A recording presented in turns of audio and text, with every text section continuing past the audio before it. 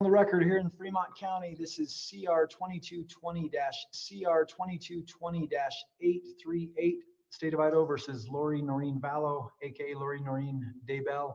This is a remote hearing that was scheduled this morning. My name is Judge Eddins. Here on the remote Zoom hearing, we have Mr. Wood appearing for the state.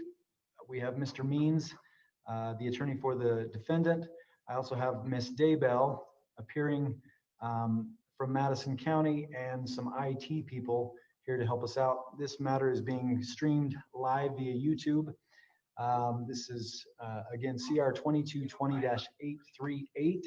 The court received information from the defense counsel that a waiver of preliminary hearing had been signed and executed, and that it was going to be filed today. The court set this hearing so that we could take up the matter and in due process vacate the preliminary hearing that's scheduled for next week. Ms. Daybell, can you hear me okay? Yeah.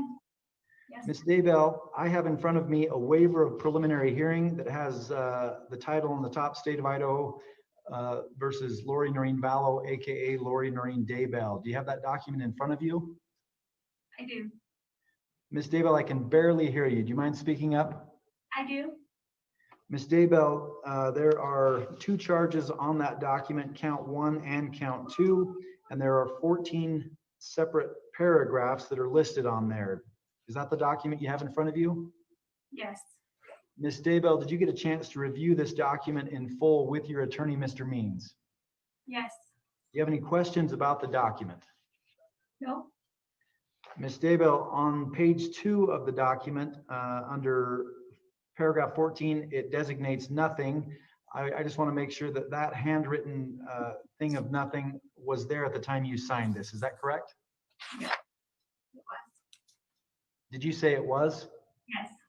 Okay, thank you. And it just below that, there is a designation that I understand these rights, and by signing below, I waive my right to a preliminary hearing. It has a printed name, and then it has a signature above that. Is that your signature? Yes, it is. And then you dated July 17th, 2020. Is that the date that you signed this document? Yes. Right below that, Mr. Means, there's a signature of an attorney. That is your signature, is that right? It is, Your Honor. All right, on the date there, it shows 7/17/29. I'm assuming that's a typo, is that correct? Yes, the 29 is a typo. It should be 20. You're correct. All right. Based upon that, via interlineation, I'm just going to cross out the 9 and put a 0 there. Mr. Wood, any objection you making that change? I'm sorry, Judge, what's that? I said, any objection to me interlineating that? No objection, thank you. July 17th, 2020. Ms. Daybell, do you have any questions about this document at all today? No. Do you understand what a waiver of a preliminary hearing is and what this document represents? Yes. And you're doing this freely and voluntarily, is that correct? Yes. You understand that there will be no preliminary hearing that is currently scheduled for Monday and Tuesday. That will be vacated. Do you understand that? Correct. You also understand that you'll be bound over to the district court where an arraignment will be scheduled in front of Judge Boyce. Do you understand that? Yes. All right. Mr. Means, anything else we need to take up today? No, the only thing I'd add, Your Honor, is when the documents were signed back on the 17th of July, that was purely for logistics reasons, given the distance between the office and where Ms. Daybell is currently in detention. That's understood. I appreciate that clarification. Mr. Wood, anything else that we need to do here on the record today? No, not from the state. All right, that will take care of it. We'll send notice out of the arraignment date. Mr. Means, if there's a specific date that you'd like us to consider, please let us know and we'll take that into consideration in scheduling this. Otherwise, we'll be adjourned pending that arraignment date in front of Judge Boyce. Thank you all for appearing today. Thank you, Your Honor. Thank you.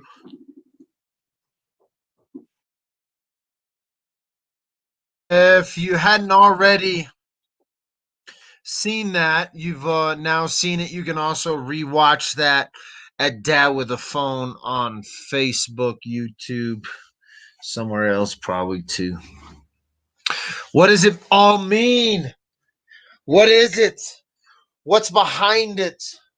Why would you vacate your right to a preliminary hearing? Well,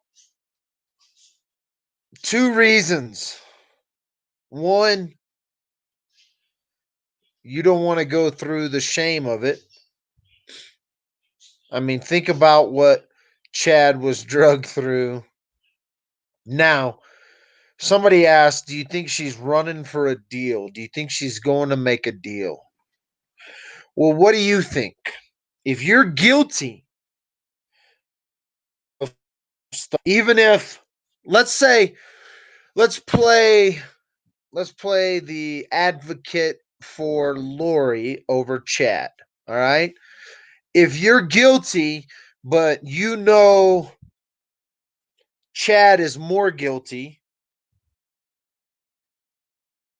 are you running for a deal? That's the question you have to ask yourself. It's the real question when we're playing in these courts of law. It's about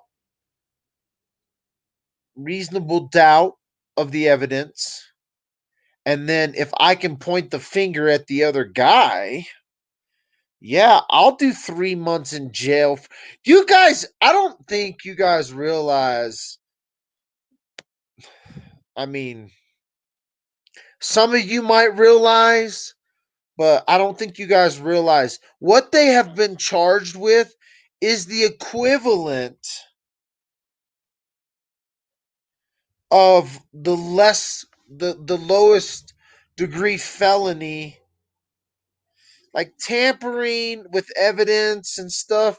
It can be a very low degree felony. It's not like a first degree felony.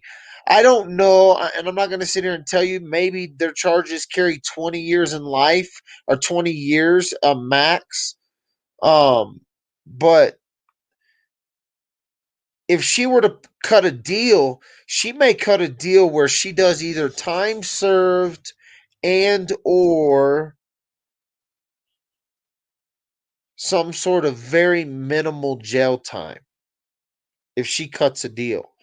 Now, I think the deal has to be, this is what Alex did, this is how he did it. This is what Chad did, this is how he did it. I think Chad 100% helped dispose of the children's body. He is experienced at this. He's a grave digger. They're buried on his property. If I have to try to convince you that Chad had some sort of say on where and how those bodies got to that place on his property, there's no doubt in my mind that he was involved in it.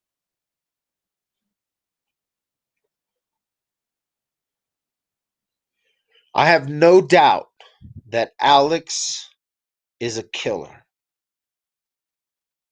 I believe he's a cold-hearted assassin for this cult. Where does that leave Lori? Now, if I'm playing devil's advocate against Chad and Alex, and I'm Lori's attorney, I'm telling Lori, let's give them something. What can you tell them? What can we give them so that, one, you lock solid their case against Chad? Two, listen, your charges are not crazy. If we plead guilty to lesser charges and we do 6, 8 months, 10 months, a year, honey, it's COVID. It's COVID, honey. It's COVID. We may get you out of here. You've already done. You're already going to be in. We're going to get you time served. The judge already said we're going to get you time served. Whatever happens, honey, time served, COVID. So until someone, okay, reports are they may get Lori on conspiracy to commit murder against Charles.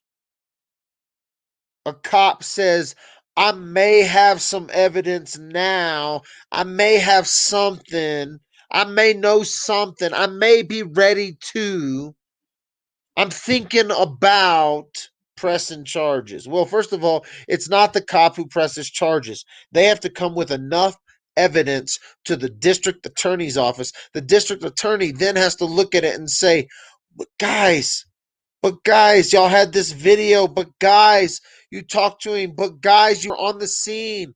But guys, what did you do? How did these two walk away? Because if we say she did this, then what we're really saying is we let them walk away and there are two dead children. Because if you bring charges now, after the fact, against conspiracy to kill Charles, you could have saved the children. So don't believe every reporter that puts out a tweet that says, oh, the cops are close. They might be close. They could have saved the kids had they not just skated through that investigation in Chandler, Arizona. There's a couple of times they could have saved these kids. Law enforcement is only playing catch up because grandma and grandpa persisted.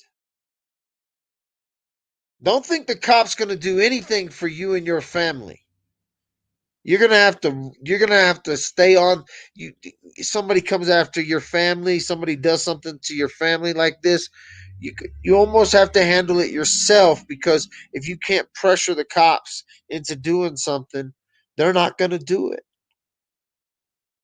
There's like 5 dead people behind these people, and they're walking around in Hawaii. They're not even charged with real strong felonies. Oh God, I don't know if it's white privilege or what. I'm aggravated. I'm aggravated that nobody's been charged with murder. I'm aggravated that um, Lori got the wherewithal to not have to really face. You notice how we got the Zoom meeting for Lori, the pretty little blonde, but we got the television coverage for Chad. Anybody see they're trying to press? You seeing who they're trying to press? And I don't know if Lori's running to try to catch up or if she's playing this just right. I don't know. At this point, I didn't think what was going to come out in the preliminary hearing was going to come out. And so, with what came out in the preliminary hearing, and now all of a sudden the next day, Lori's like, Ixnay, waive my right. Let's head to district court. Or is she running with a deal in hand? She playing catch up? She in this marathon and she's like, oh shit, Chad's coming to play to keep. I got to get in front of him. He's trying to push this on me. I promise it's not the COVID.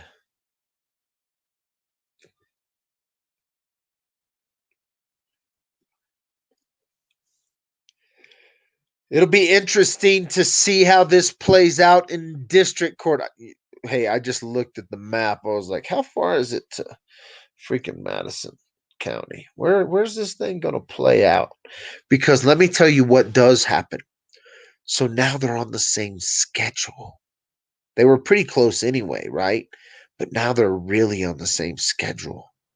So they're probably going to hit district court day, same day, same. Could be same day, same judge. Could be tried together for all I care. This thing could try them some bitches together. Charge them with the same, try them together.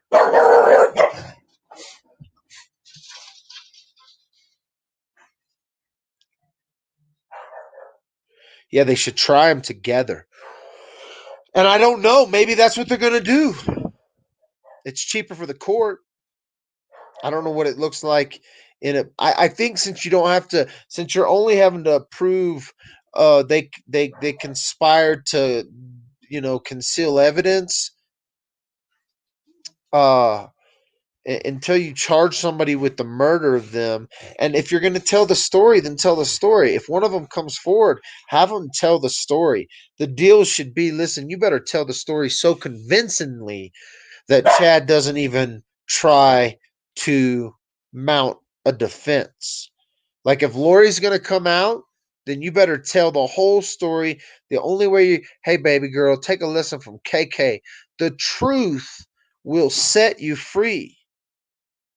The truth will set you free, Lori Vallow.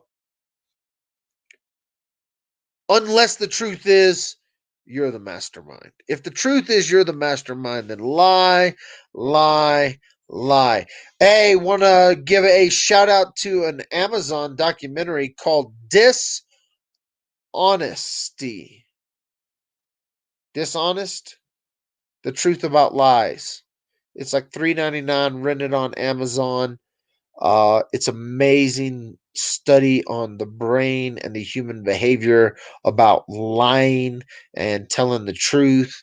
And if you're a true crimer, you're going to want to see this just because you'll understand the truth about dishonesty. You're going to understand about the truth about dishonesty if you watch the documentary Dishonesty. It's like in quotes, honesty, the truth about lying. It's a good doc.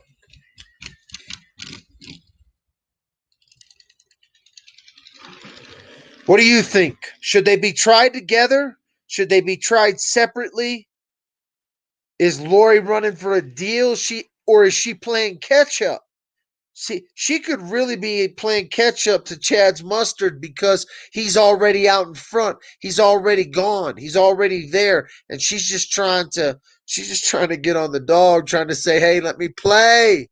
Y'all like my hot dog reference there? I don't know why I'm thinking about that. Looking at my general dog right now. Thinking about, you look like a hot dog, General. And she's playing catch up to his mustard because he's already out there. Or she could just have a deal in hand and we don't know about it yet.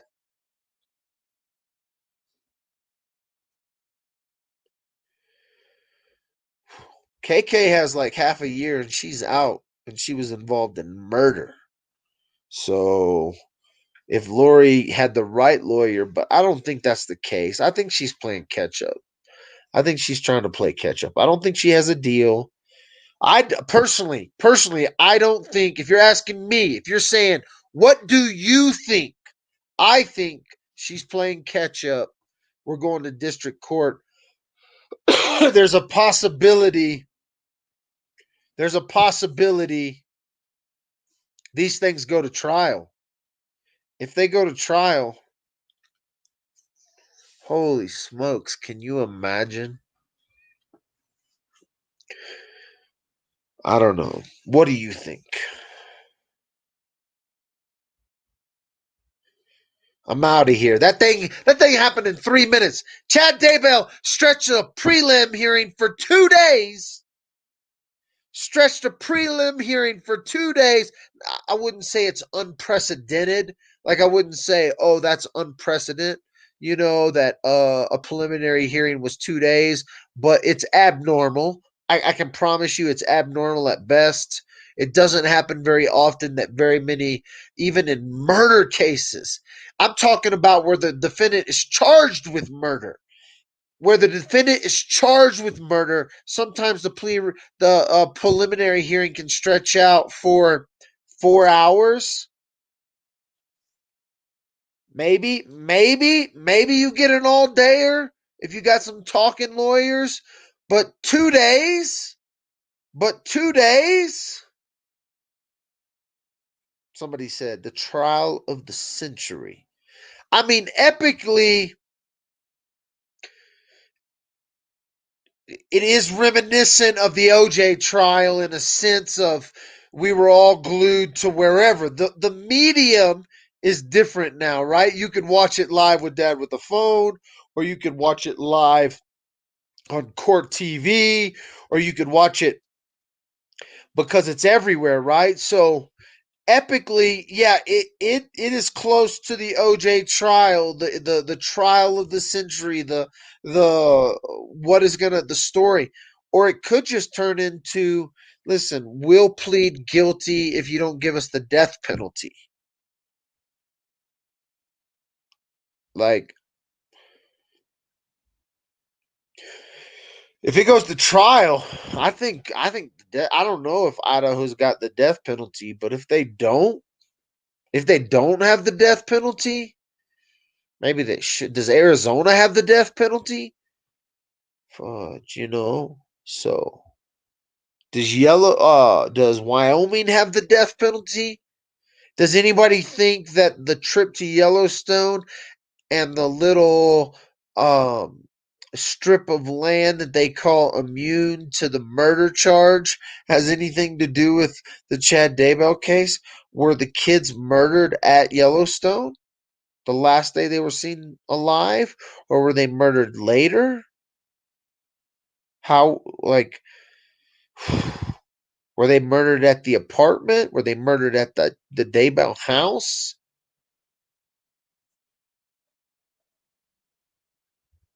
See, like, that's the story they had to tell in the Patrick Frazee case, where they didn't have a body, but they had an eyewitness account who was willing to go on the record and say, listen, the guy who killed him told me this, and then I cleaned up the blood, I helped burn, I helped put in the fire.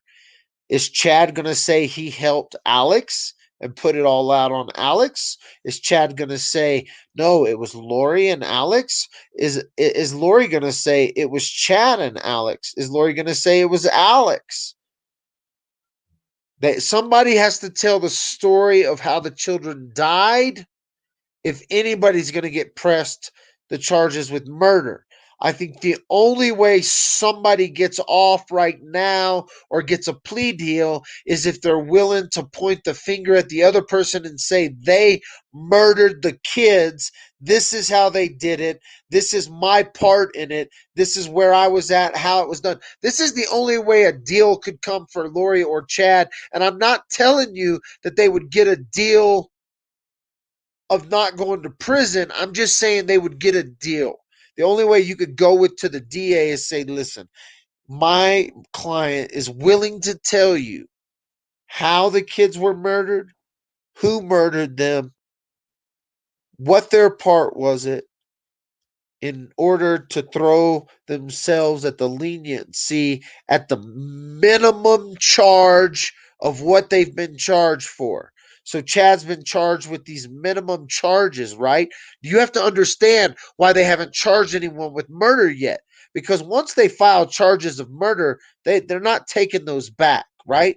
But if you charge somebody with these minimum charges, these minimum felonies, you mess with a dead body, you played with some evidence, you covered up a cell phone, you lied to the police, you lied to the whatever, right? These minimum charges, right? You got these minimum charges hanging over you. Your attorney goes, okay, listen, my client is willing to tell you that Chad Daybell murdered those children. This is how, when, and where he did it.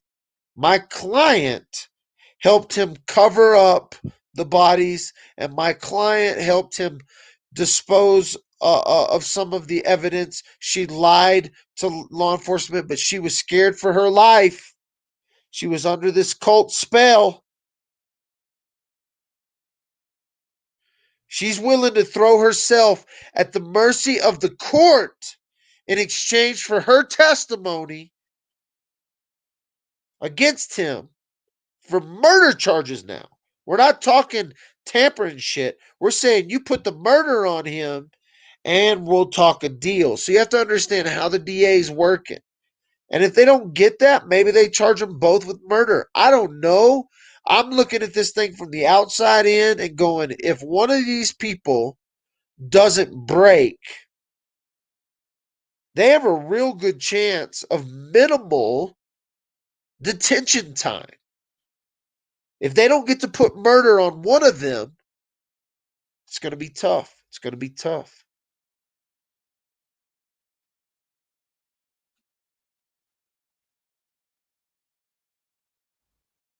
What do y'all think?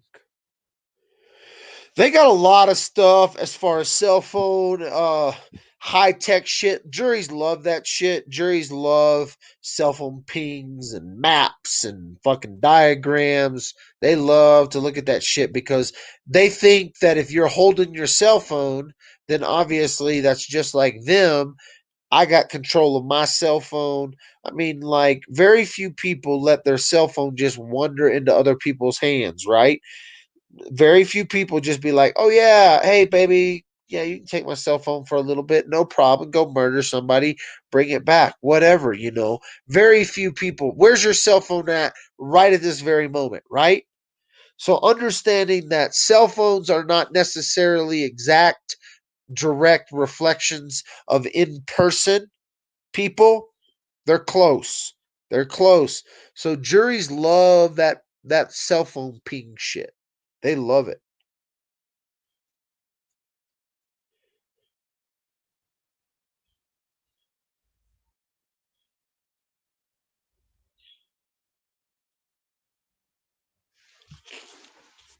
Well, that's what I'm saying.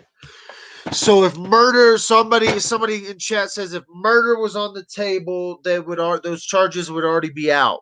I think that's true, except unless they don't know if it was Chad or Lori or Alex. They know it was all three of them, but they don't know who actually killed the kids. They may know how the kids were killed. They may have that information in the autopsy. We heard a little bit about autopsy in the preliminary, but basically just that it was done. Basically that they did an autopsy. They're not going to give the autopsy reports of type of death, and they're not just going to say that they don't know either. So they're gonna hold that information. They don't have to give that kind of information out at a preliminary hearing. Now, that's what makes a preliminary hearing so strong to drive a co-conspirator to come forward and go against another co-conspirator. When they came out with this strong preliminary evidence that was just really needed for probable cause. They didn't the only reason they came out with all that evidence was a message to Lori, hey girlfriend, we got some shit, you know what I'm saying? And if you want to talk, let's save us some time. You waive your right to a preliminary hearing and let's start talking discussion deals. See, Lori waives her right to a preliminary hearing. It tells us nothing. She's now got to go to an arraignment. But hey, if I waive my right to a preliminary hearing, I'm in discussions with the DA's office. I'm cooperating. You'd be amazed at what a white woman can get done in the judicial system. That may be a racist comment. You may say that's racist, Dad with a phone. I am just stating the facts. You look at the percentage of white women in the correctional institution and tell me it may be the lowest demographic of women in the correctional facility. I could totally be wrong, but I bet I'm a little bit right.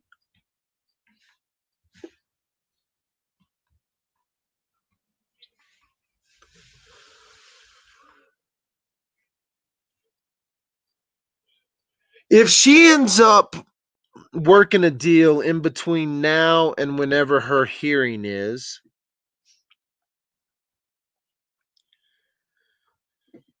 Y'all just be like, "Phew, well, Dad told us that's what was going to happen." I don't think Chad's going to work a deal. I think Chad's fudged. I think Chad's screwed. He owns that property. He was there when it happened. He was staring at where they were digging. He was talking to Lori on the phone. How brilliant. Mother effer kids. You guys don't understand how good of a story it really is that Chad was talking to Lori while they were digging up the shit. They probably had cameras on Chad. Do you realize the lifetime dramatization that they can relive? She's in jail. He's free. They're digging up the backyard, and those two are just chatting away on the phone, knowing that it's coming to an end. It's coming to an end. Oh my God. I can already tell you at least 3 production houses that are already. Hey, by the way, People Magazine and the People Investigate are doing a documentary of the Kelsey Barrett case. They're going to be here in the next couple of days filming. And they just sent me another message. I'm pretty stoked. They just sent me another message that they invited me to something after we're done filming that I'm actually nervous about, and I'll tell you more about that stuff as it happens. I'll probably take you live on location as we're filming some of that stuff, but yeah, they invited me to a special kind of thing after they get done here, and with some special people, and it should be interesting. It'll be good. So I'm excited about that. Now, flip back. What are we talking about? We're talking about Lori Vallow. Oh, they're gonna make some movies, kids. They're gonna make some movies. Dateline obviously is already doing something. Inside Edition's already doing something. People Magazine will probably do something on the Vallow case. Oxygen Network, Killer Couples. Fuck, you can get a whole damn series just out of the Vallow case. You could do a whole series on killer couples just with Chad Daybell and Lori Vallow. You could run a whole 16-week, 16 series episode just on the Vallow case, dramatizations, court recordings, all kinds of crazy stuff. It's going to get wild and crazy. I'm interested to see what kind of games Lori's playing. I don't know if she's playing catch up. I don't know for sure. So I'm still confused. So when you get done watching this video and you're like, what the hell did Dad say is happening? Well, don't just understand that I'm as confused as you are. We spent 2.5 days in a preliminary hearing all kinds of details to then go into we're waiving our right to a preliminary hearing. And I don't know if we're playing catch up or if we're cutting deals. She might be cutting the steak deal and he might be getting the hamburger. You know what I'm saying? Who's getting the Salisbury steak and who's getting the filet mignon? Or are they both getting freaking noodles? Getting the almost famous burger, or what is it called? Almost burger, impossible burger from Burger King, whatever the one was that's fake vegetarian. Are they both getting that on the Cisco food truck? Who knows? Hey, thanks for watching Dad with a Phone. And we got some other stuff going. We've been in some talks. We got some things flipping right here at the beginning of the year that we want to talk to you guys about, and some other things we got going on. Some trips we'll be taking, but who knows with this COVID thing, to be honest with you. Freaking, you start looking at things and you're like, what the hell are they doing to us? I need to do a COVID video, a new COVID video. So, anyway, I'm out. Thanks for watching Dad with a Phone. It's been fun.